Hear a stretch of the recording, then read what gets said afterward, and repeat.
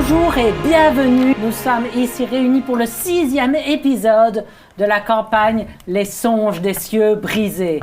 Au dernier épisode, après avoir vaincu une chimère sénile et malade qui avait, avec un rituel impie, pris le contrôle d'un collecteur d'octomes. Nos aventuriers ont étudié, pris le temps d'examiner l'île et aussi de voir ce qui se trouvait au cœur de la colère de Kaeva, découvrant cette fantasque géographie, une île en forme de fleurs de plusieurs kilomètres de haut, avec des pétales, la plupart recouverts de rochers, et un recouvert de végétation, mais surplombé d'une sphère de liquide qui éclaire tout autant que le soleil au sein de cet dangereux environnement. Et ils ont décidé de prendre le trajet le plus direct vers la terre ferme, sachant que leurs ressources sont limitées. Puisqu'en effet, nous avons évoqué l'épisode précédent, vos ressources en matière d'octomes, qui vous permet de voler, et de quartz, de datar, qui vous permet donc de vous déplacer, mais vos ressources en matière d'eau et de nourriture sont aussi limitées. Et donc, nous trouvons le vaisseau au moment où Zarek et Trim, vous êtes en train de préparer le vaisseau pour le départ, en sachant que Teldrashtal est en train de faire son rituel du matin nécessaire pour récupérer les pouvoirs qui lui sont accordés par sa divinité. Et donc, nous retrouvons Teldrashtal dans ces quartiers. 1,67 du Concordat éthérien, 2 mars. Si les chimères sont bien les aberrations draconiques qui sont décrites dans les livres, les Wyrmidons, quant à eux, ont un aspect beaucoup plus sage et bien plus intelligent qu'il ne semble avoir été décrit. Il me semble que les rapports précédents devraient être vérifiés et modifiés en conséquence. Bien à vous, Teldrashtal. Donne-moi un jet de religion.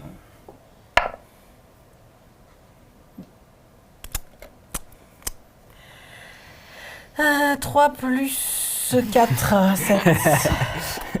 Tu as la sensation d'une tête métallique sans sourcils qui essaye de froncer les sourcils à l'entente de ton rapport. Ok. T'as quoi comme divinité? C'est pas ma divinité, mais c'est... Enfin, c'est la hiérarchie apparemment de la divinité. c'est les petites mains qui récupèrent nos rapports. D'accord. Pour pouvoir décider s'ils nous donnent nos sorts et tout ça. Voilà. Ma divinité, je ne l'ai jamais vue. Et donc, vous avancez sur la mer de nuages en direction du cœur de la tempête, de la colère de Kaeva. Est-ce que, Trim, tu peux me donner un jet avec tes outils de navigation alors que tu examines les vents et les courants au sein de la région? Est-ce que Eophide peut lui donner l'avantage? Eophide est occupé à piloter. Ok, d'accord. Ouais.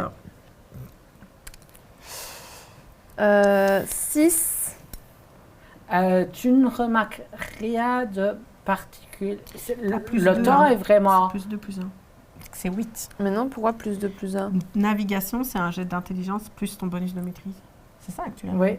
Ah. Donc, comme tu maîtrises 8. les outils de navigation, 8. c'est plus 3 pour ton navigation. Ok. Le temps est aussi dégagé qu'il ne peut l'être au niveau de cet endroit. Et il y a vraiment une espèce de vent circulaire qui tourne autour de cette espèce de fleurs géantes. Et donc, il y a moyen de profiter du courant pendant tout un moment pour essayer de s'engager en direction de la plaque rocheuse la plus proche de vous. Tu ne vois rien de particulier. Ici, il n'y a vraiment rien comme élément. Et donc, simplement, vous voyez que le vaisseau s'avance en direction de l'île. Mais au premier jour où vous êtes arrivé, le 1er mars, vous n'aviez plus que 3 jours de ration. Il nous en reste donc 2. Après, j'ai trouvé des plantes comestibles l'autre jour. Et donc, vous passez 2 jours dans les airs. Donnez-moi des jets de perception, s'il vous plaît. 18. Vin naturel. Perception, c'est ça. Pourquoi est-ce que c'est maintenant que je fais des vins naturels? C'est pas grave. Ah, ça va, c'est 7. J'ai cru que c'était un naturel. Notre 10. Donc, à la fin de la première journée, donc, tu as 10, tu as 18, Oui. Et lui, il a un Vin naturel. et vous vous concentrez sur quelque chose de particulier ou vous surveillez juste les alentours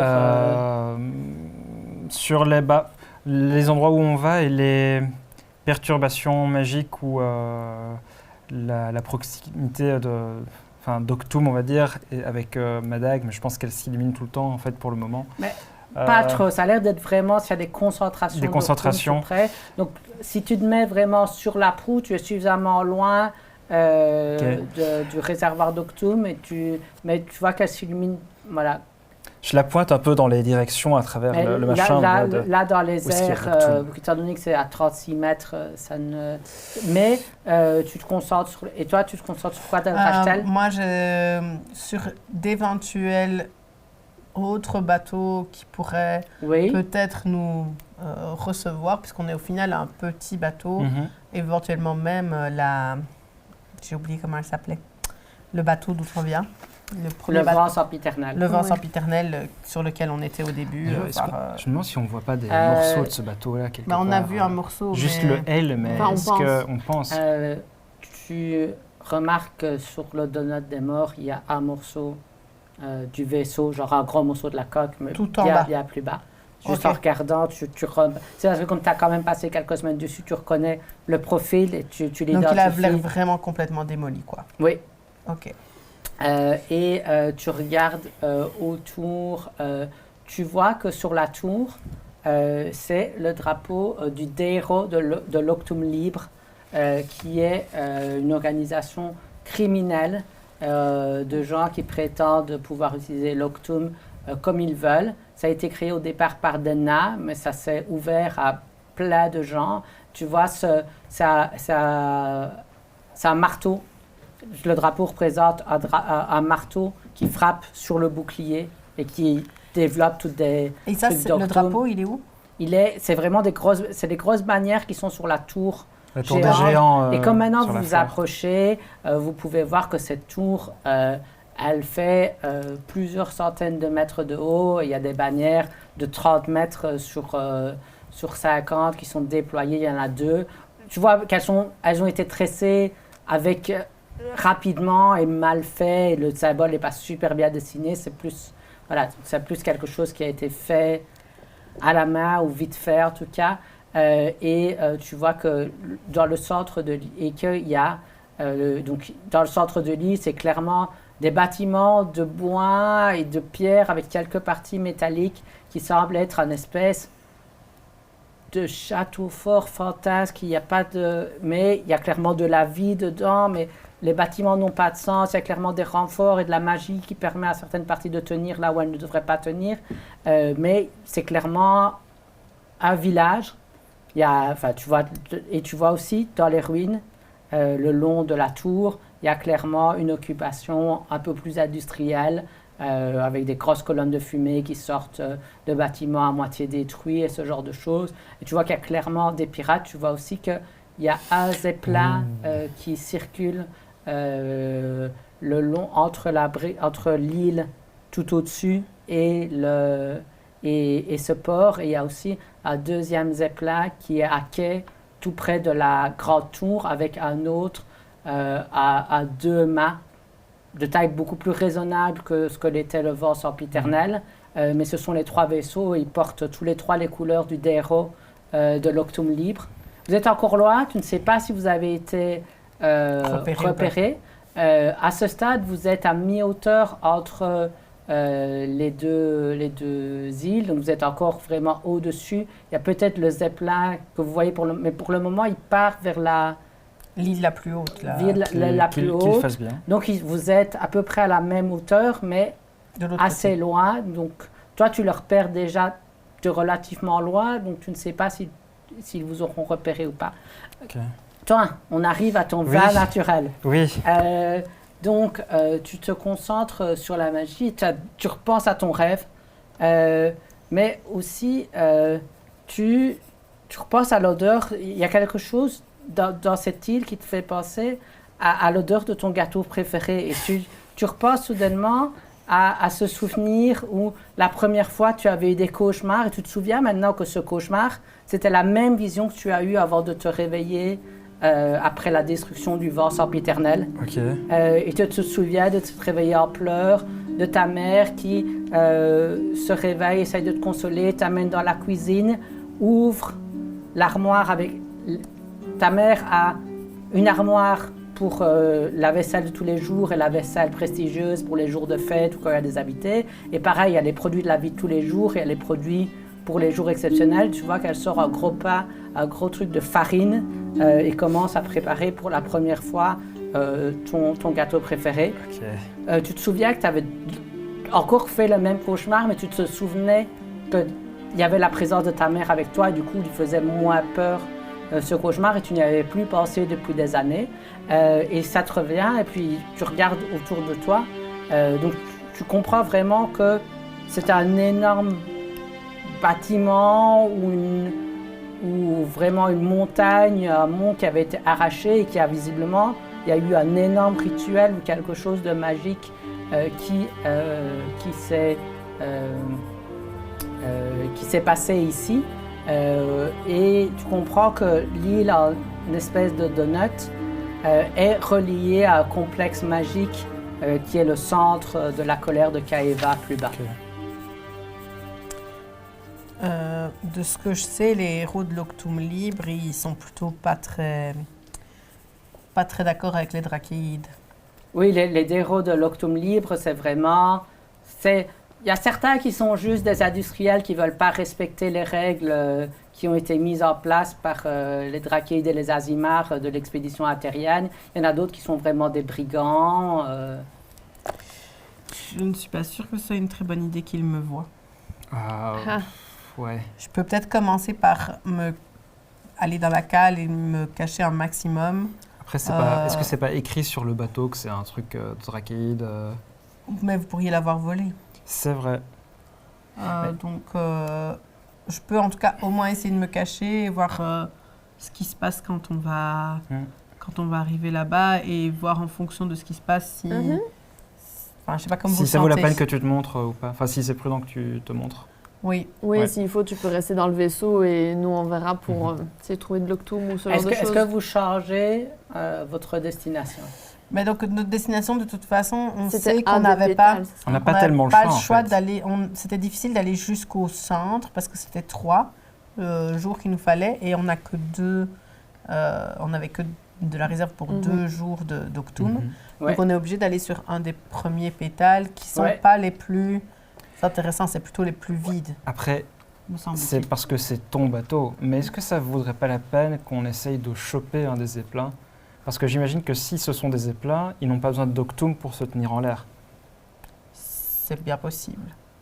Est-ce que tu veux essayer de voler un vaisseau à des gens de l'Octum Libre, Oui. de l'Alliance Oui, Libre? franchement, oui. Je me dis, ça ferait une belle histoire à raconter à mon enterrement. Ouais, j'allais dire, est-ce que tu sais à qui tu vas essayer de t'en prendre? Absolument pas, mais je suis ravi de Bien, les, ça me semblait. de les rencontrer. Ouais, je crois que c'est pas des gentils. Ah, écoute, Ouais, c'est que j'ai même compris. des méchants. Tu connais bien les héros de l'Octum Libre? Bien, pas nécessairement, mais disons que... Ouais, c'est pas des gentils, quoi. Face à vous... Ouais, vous n'êtes pas Remarque- très taillé pour les affronter, quoi. remarque, toi non plus, t'es pas très gentil. Trim, donne-moi un peu un jet de tromperie et est-ce que les deux autres peuvent me donner un jet de perspicacité? On fait des jets opposés, du coup. Ouais. 8. 9. Perspicacité. 8. Zarek, elle a jamais entendu parler de ça, c'est clair. C'est juste les histoires comme toi tu en as entendu. Toi, c'est pas, elle ne ment pas directement, mais tu sens qu'elle a une expérience beaucoup plus personnelle et intime avec le déro de l'Alliance, de l'Octum Libre. Je la regarde et je me dis... Je ne juge absolument pas, je ne prends que les faits. Donc, il ne faut pas hésiter à communiquer. Moi, je juge quand même un petit peu. En parlant de communiquer, je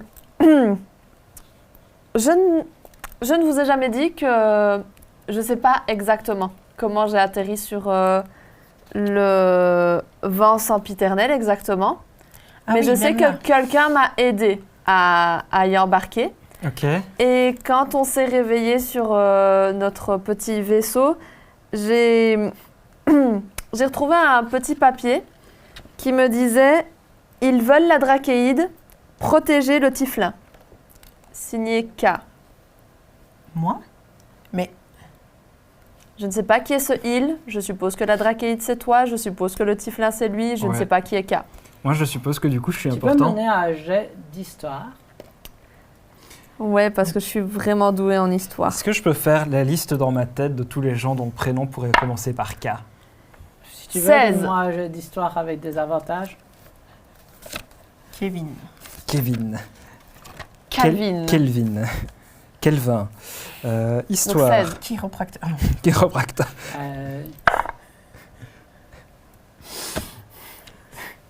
C'est bien ça, avec des avantages. Pourquoi c'est franchement. toujours histoire? Oui. Pourquoi J'ai un 19 et un 18. Plus. Plus, donc histoire plus 1, donc 19. Elle a fait 16 quand même, ça. Ouais. Je suis juste en train de me demander pourquoi. D'abord, tu te dis quand même. Donc, Je me dis que j'ai de l'importance pour quelqu'un et ça, c'est beau. toi, d'abord, tu te dis. Kaeva, ça commence par K. Eh, c'est vrai. Ça, c'est déjà la première chose. Comme tu la te dis colère de Kaeva. Kaeva. Ça commence, mais tu te dis, c'est probablement pas la dernière impératrice de l'Empire d'il y a 1000 ans. Elle écrit probablement pas des notes. Sauf si... Mais après, donc, toi, tu sais d'expérience, tu te souviens que dans tes premiers mois au sein du DERO de l'Alliance Libre, tu t'es retrouvé dans une mission où vraiment ils sont glissés en dessous d'une base drachéide et ont lâché sur une île d'aspect désert une personne qui était la taille d'un Goliath avec toujours le visage recouvert et qui parlait avec d'une espèce à hauteur du diaphragme mais qui s'illuminait de doré à chaque fois qu'il parlait. Et vous l'avez laissé là, vous êtes parti, vous avez vu l'île exploser, et puis tu l'as revu 2-3 ans après. Tu sais qu'il s'appelle le Krakavar. C'est un des membres les plus légendaires parmi les pirates du DERO de l'Alliance Libre, qui a énormément de connaissances sur l'expédition aérienne, donc les Drachéides et les Azimars qui sont venus pour essayer de délivrer le monde de Tuzan Frégrande selon leur version. Mais il apparaît, il disparaît et semble mener ses propres missions. Mais ça fait seulement... il apparaissait irrégulièrement jusqu'à il y a une dizaine d'années, et puis depuis quelques années, il apparaît plus fréquemment, mais genre, il va servir un équipage parce qu'il y a quelque chose qui l'intéresse, et puis il disparaît, il va aider quelqu'un d'autre, mais il a énormément de savoir et de pouvoir à sa disposition. Et toi, tu as aussi entendu parler, parce que tu sais qu'il a mené des missions et détruit des choses dans l'archipel du printemps incandescent, mais aussi il a sauvé des familles. Tu as entendu toutes les histoires. C'est mon père. Mais son nom, c'est le Grakavar. Krakavar. Grakavar. Commence par K. Oui, c'est ça que je me demandais. Et donc, vous continuez sur le voyage de la même façon? Oui, mais moi, je vais aller quand même me cacher en cale, surtout maintenant Oui. que je sais qu'ils me cherchent. Qu'ils me Et donc veulent, maintenant, je vais avoir etc. besoin d'un jet de pilotage parce qu'il va falloir essayer d'arriver à poser le vaisseau avant qu'il n'y ait plus d'octobre. Avant ça, Ah, mais ça, c'est est-ce monsieur. que dans lesquels on a peut-être de la peinture ou des draps ou quelque chose comme ça Il y a Pour- des draps. pour essayer Il y a de des faire draps, mais un... Je suis pas un- sûre que j'ai de la peinture par contre. Ah non, dommage. Pour essayer de faire un faux drapeau de leur camp à eux. Mais on peut le faire en illusion mineure, ça. Ouais, Vu qu'ils sont pas censés le toucher, notre drapeau. c'est vrai, on peut essayer ça. Tu le fais, je le fais. Tu Mon peux, petit Zaki. tu peux le faire, moi j'essaye de nous guider. Ok. mieux. C'est mignon, Zaki. Bah, je fais une illusion mineure c'est pour faire Zarek. un... Si tu veux. Pour faire un drapeau de l'Alliance Libre sur notre vaisseau. OK. Donc, donne-moi un jet de tromperie. Oui. Charisme. Tu les relances, tu les relances. c'est vrai. Tu relances. Ouh. C'est mieux. Parce que je peux relancer les 1. C'est la première fois que je faisais un 1 naturel. Donc 13 plus 3 plus 4. 17. Tu essayes de faire genre, je regarde le drapeau dessiné au loin, mais tu le connais très bien puisque ton ancien équipage avait le même drapeau et donc tu le projettes en haut. Tu ne le sais pas, ça. C'est vrai, je le sais pas. Au-dessus. Tu le dessines où exactement sur votre vaisseau? Je trouve que le plus approprié, ce serait peut-être là. Oui, Non. parfait. Donc, Parce vous qu'à l'avant, ce voyez serait bizarre. ce demi-cercle, ce marteau et toutes les gouttes d'octume qui sont produites par le coup de marteau sur le bouclier qui apparaissent et la couleur change en noir pour un drapeau qui convient à des pirates. Du coup, Éophide va faire... Éophide va essayer. Est-ce qu'il y a quelqu'un qui peut l'aider ou pas? Qu'est-ce qu'il essaie Moi, de- je de peux faire l'aider. Ah, mais non, Ou moi, je pas. suis déjà occupée. Non, mais ça ne te prend pas longtemps de créer ça. Ok. Tu as juste besoin de le renforcer de temps en temps. Tu peux l'aider Moi, je peux l'aider alors. avec tes compétences en pour le navigation. premier. Ça, naturel. Et donc, Il fallait bien que ça t'arrive un jour. Je me suis déjà arrivé une vous voyez que Éophite là commence à être. Nous sommes en danger de mort. Ah. Utilisation des pleines capacités. Vous voyez qu'au début, il vous surprend et il a veuillez bien vous attacher parce qu'il commence en fait à couper et allumer le moteur pour juste tomber et Doucement. utiliser donc vraiment l'inertie de votre vaisseau pour vous faire atterrir presque parfaitement entre deux rochers. Le vaisseau se Wow. plante juste Oh. comme si c'était un espèce de quai naturel. Et puis il dit 0%. Et il tombe sur le côté. Oh. Oh. Et il doit quand même se reposer parfois. Il ne doit pas dormir, Euh. mais bon, il perd un peu son énergie. Et, Tu dis ça depuis laquelle donc vous avez vraiment sur la fin de votre passage, vous avez un peu disparu derrière la plaque qui vous a vraiment amené dans un renfoncement, parce que elles sont, voilà, il y a tous des renfoncements, c'est pas quelque chose. Maintenant que vous êtes tout près, vous voyez qu'elle fait 500 mètres de hauteur et vous êtes dans un renfoncement. Vous voyez un passage qui serpente dans les morceaux de cette plaque. Donnez-moi perception ou investigation.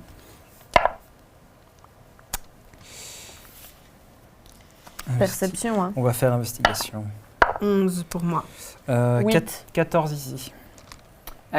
Vous voyez que ce renfoncement, vous regardez au-dessus, il y a des traces de madriers, il y a de la roche taillée. Vous voyez quelques runes à moitié dessinées, mais qui sont extrêmement grandes. Et vous vous rendez compte qu'au moins une partie de ces rochers proviennent d'un ancien complexe des géants. Ce qu'ils trouveront sur cette île et est-ce qu'ils arriveront à rejoindre la terre habitée avant de mourir de faim et de soif, nous le découvrirons au prochain épisode. À bientôt!